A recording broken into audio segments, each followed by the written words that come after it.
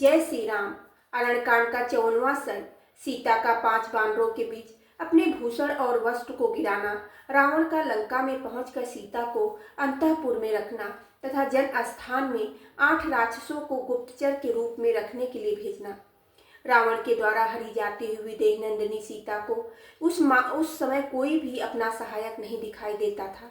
मार्ग में उन्होंने एक पर्वत के शिखर पर 5 श्रेष्ठ वानरों को बैठे देखा। जब तब सुंदर अंगों वाली विशाल लोचना भामिनी सीता ने यह सोचकर कि शायद ये भगवान श्री राम को कुछ समाचार कह सके, अपने सुनहरे रंग की रेशमी चादर उतारी और उसमें वस्त्र और आभूषण रखकर उसे उनके बीच में फेंक दिया।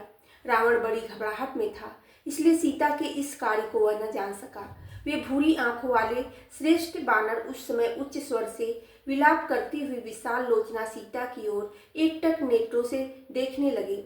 राक्षस राज रावण पंपा सरोवर को लांघ कर रोती हुई मैथिली सीता को साथ लिए लंकापुरी की ओर चल दिया।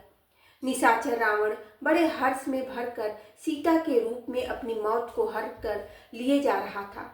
उसने वैदेही के रूप में तीखे डाढ़ वाली महाविषैली नागिन को ही अपनी गोद में उठा रखा था। वह धनुष से छूटे हुए बाण की तरह तीव्र गति से चलकर आकाश मार्ग से अनेकानेक वनों, नदियों, पर्वतों और सरोवरों को तुरंत लांघ गया। उसने तिमी नामक मत्स्यों और नाकों के निवास स्थान एवं वरुण के अक्षय गृह समुद्र को भी, जो समस्त नदियों का आश्रय है, पार कर लिया। विदेह नंदिनी जगत माता जानकी का अपहरण होते समय वरुणालय समुद्र को बड़ी घबराहट हुई। उससे उसकी उठती हुई लहरें शांत हो गई। उसके भीतर रहने वाली मछलियों और बड़े बड़े सर्पों की गति रुक गई। उस समय आकाश में विचरने वाले चारण यूं बोले, अब 10 ग्रीव रावण का यह अंतकाल निकट आ पहुंचा है तथा सिद्धों ने भी यही बात दोहराई है। सीता छटपटा रही थी। रावण ने अपनी साकार मृत्यु की भांति उन्हें अंक में लेकर लंकापुरी में प्रवेश किया। वहां पृथक पृथक विशाल राजमार्ग बने हुए थे। पुरी के द्वार पर बहुत से राक्षस इधर उधर फैले हुए थे तथा उस नगरी का विस्तार बहुत बड़ा था। उसमें जाकर रावण ने अपने अंतःपुर में प्रवेश किया। कजरारे नेत्र प्रांत वाली सीता शोक और मोह में डूबी हुई थी। रावण ने उन्हें अंतःपुर में रख दिया, मानो मायासुर ने मूर्तिपुरी आसुरी माया को वहां स्थापित कर दिया हो। इसके बाद 10 ग्रीव ने भयंकर आकार वाली पिशाचिनों को बुलाकर कहा, तुम सब सावधानी के साथ सीता की रक्षा करो। कोई भी स्त्री या पुरुष मेरी आज्ञा के बिना सीता को देखने या इनसे मिलने न पाए। उन्हें मोती, मणि, सुवर्ण, वस्त्र और आभूषण आदि जिस जिस वस्तु की इच्छा हो वह तुरंत दी जाए। इसके लिए मेरी खुली आज्ञा है। तुम लोगों में से कोई भी जानकर या बिना जाने विदेह कुमारी सीता से कोई अप्रिय बात कहेगी, मैं समझूंगा उसे अपनी जिंदगी प्यारी नहीं है। राक्षसियों को वैसी आज्ञा देकर प्रतापी राक्षस राज अब आगे क्या करना चाहिए, यह सोचता हुआ अंतःपुर से बाहर निकला और कच्चे मांस का आहार करने वाले 8 महापराक्रमी राक्षसों से तत्काल मिला।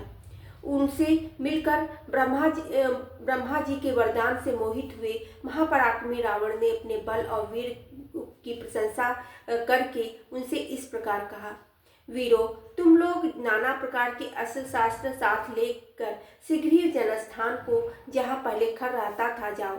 वह स्थान इस समय उजाड़ पड़ा है। वहाँ के सभी राक्षस मार डाले गए हैं।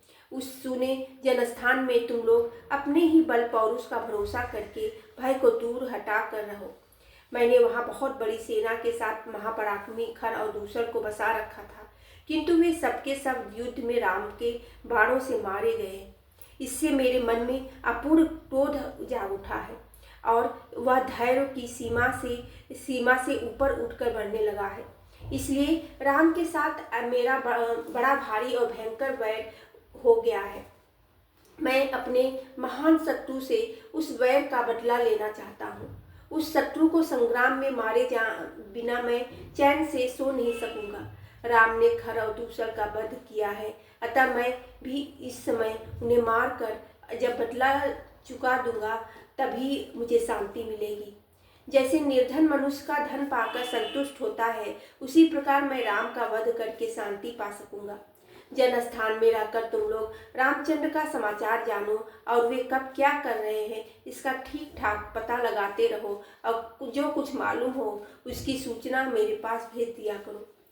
तुम सभी निशाचर सावधानी के साथ वहां जाना और राम के वध के लिए सदा प्रयत्न करते रहना।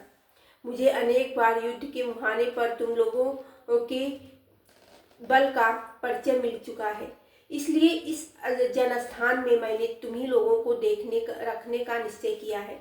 रावण की यह महान प्रयोजन से भरी हुई प्रिय बातें सुनकर वे आठों राक्षस उन्हें प्रणाम करके अदृश्य हो एक साथ ही लंका को छोड़कर जनस्थान की ओर प्रस्थित हो गए। तदंतर मिथिलेश कुमारी सीता को पाकर उन्हें राक्षसियों को की देखरेख में सौंपकर रावण को बड़ा ही हर्ष हुआ। श्री राम के साथ भारी बैर ठानकर वह राक्षस मोहवश आनंद मनाने लगा। बोलो सियावर रामचंद्र की जय, पवन सुत हनुमान की